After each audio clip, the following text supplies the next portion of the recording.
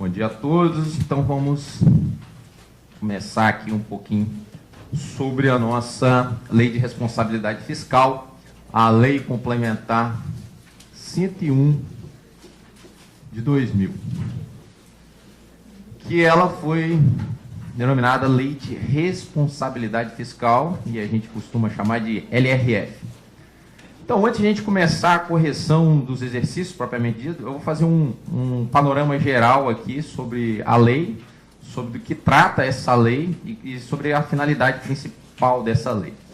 Então, o objetivo principal da Lei de Responsabilidade Fiscal é garantir, ou buscar garantir, o equilíbrio das contas públicas.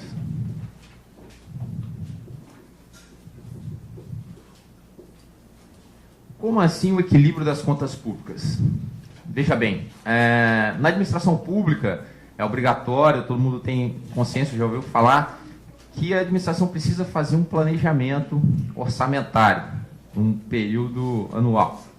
E dentro desse planejamento, não se tinha até então, até o ano de 2000, uma forma de se buscar minimizar as distorções decorridas da execução do orçamento. Tinha-se um planejamento a nível de orçamento do que seria feito, do que está autorizado a realizar os gastos em determinado exercício financeiro. E a Lei de Responsabilidade Fiscal veio cumprir essa lacuna relacionada com a execução do orçamento. Então, o grande objetivo da Lei de Responsabilidade Fiscal é primar pelo equilíbrio da execução orçamentária e financeira, ou seja, o equilíbrio entre a arrecadação das receitas públicas e a destinação dessa arrecadação nas despesas públicas, despesas orçamentárias. Então, esse é o objetivo maior da Lei de Responsabilidade Fiscal. Primar pelo equilíbrio nos gastos públicos, nas contas públicas. E para se obter esse equilíbrio, para se chegar nesse equilíbrio, a Lei de Responsabilidade Fiscal estabelece alguns parâmetros, alguns marcos principais. Então, o primeiro marco da Lei de Planejamento que busca alcançar esse equilíbrio é o marco relacionado com planejamento. Planejamento. Aí vocês podem perguntar, mas professor, planejamento já não estava previsto na Constituição, quando está lá previsto que tem que se fazer o planejamento, os instrumentos de planejamento, o plano plurianual, a lei de diretrizes, a lei orçamentária? Sim, mas lá é um planejamento orçamentário. Aqui na Lei de Responsabilidade Fiscal, o planejamento está voltado para o equilíbrio da execução do orçamento. Então, tem que se haver um planejamento, só que o planejamento voltado para a execução do orçamento. Então, esse planejamento que está previsto na Constituição, essas leis orçamentárias, o plano plurianual, a lei de diretrizes orçamentárias e o orçamento anual, está lá no artigo 165 da Constituição Federal, eles são mantidos, eles devem ser respeitados e eles são utilizados pela Lei de Responsabilidade Fiscal. Só que a lei dá uma outra visão. Ela estabelece metas de buscar esse equilíbrio financeiro na hora de arrecadação e do gasto público. Então, o plano plurianual, ele é estabelecido no período de 4 anos e ele estabelece as metas físicas da administração para esse período de 4 anos.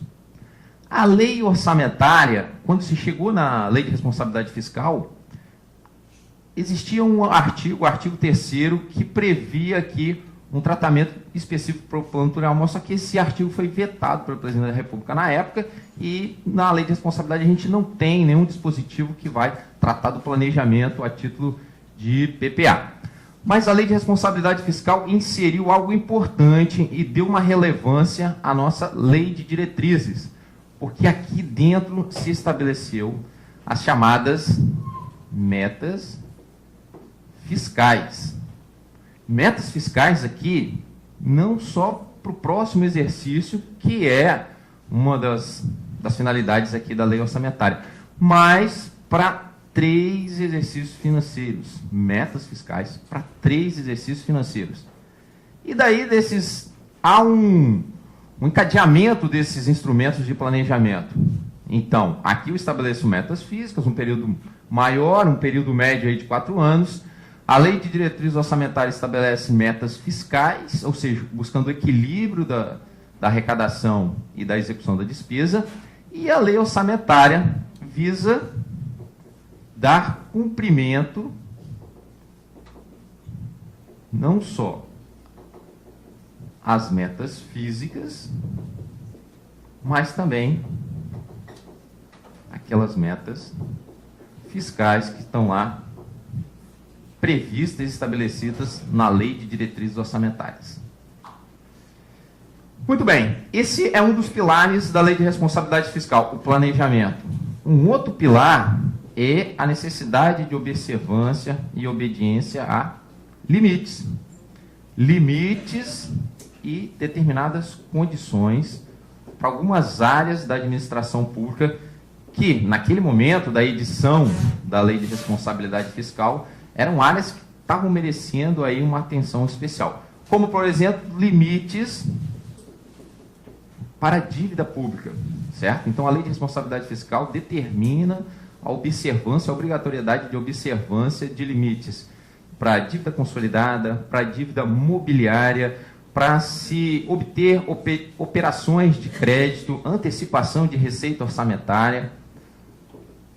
E também tem dispositivos específicos que tratam de limites para a despesa com gasto com pessoal.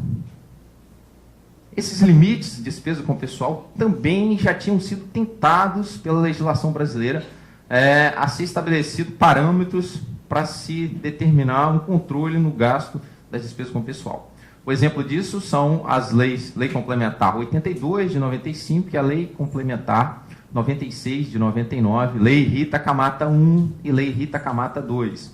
Só que essas leis efetivamente nunca conseguiram cumprir esse objetivo de estabelecer limites e de fazer com que esses limites fossem observados pelos diversos entes da federação. Muito bem. Outro ponto também relevante aqui em relação à Lei de Responsabilidade Fiscal é a questão de transferência de recursos.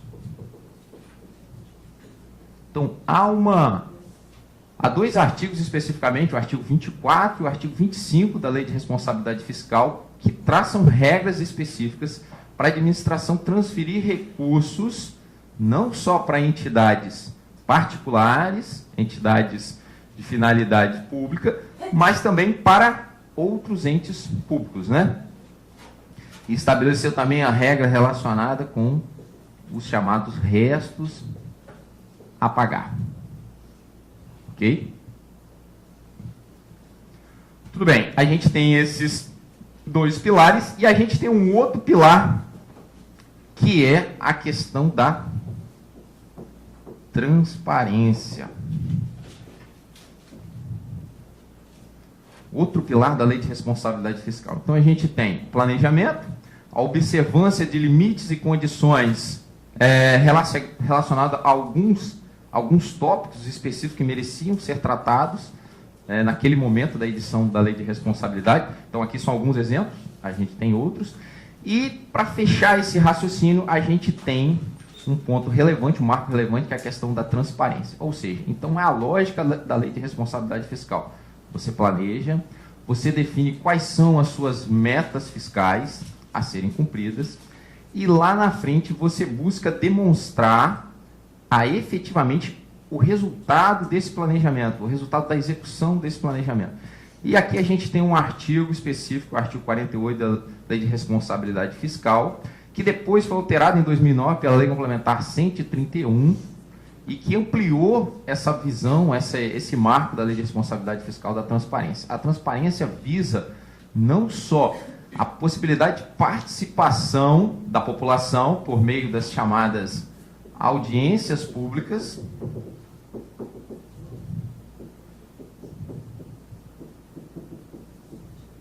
a participação não só no planejamento, na hora da elaboração desses instrumentos de planejamento, desses instrumentos que estão estabelecidos pela Constituição, mas também a possibilidade dos órgãos de controle, os mecanismos de controle e até mesmo o controle social participar e verificar a realização daquelas metas que foram estabelecidas lá nas metas fiscais, por meio dos relatório resumido de execução orçamentária e o chamado relatório de gestão fiscal. O relatório resumido de execução orçamentária visa observar as metas fiscais, demonstrar e fazer o controle do cumprimento das metas fiscais.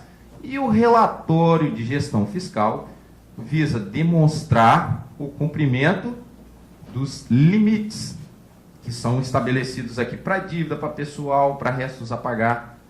Ok? Então essa é uma visão geral que a gente tem aí da Lei de Responsabilidade Fiscal, da lógica, da sistemática, da estrutura da Lei de Responsabilidade Fiscal.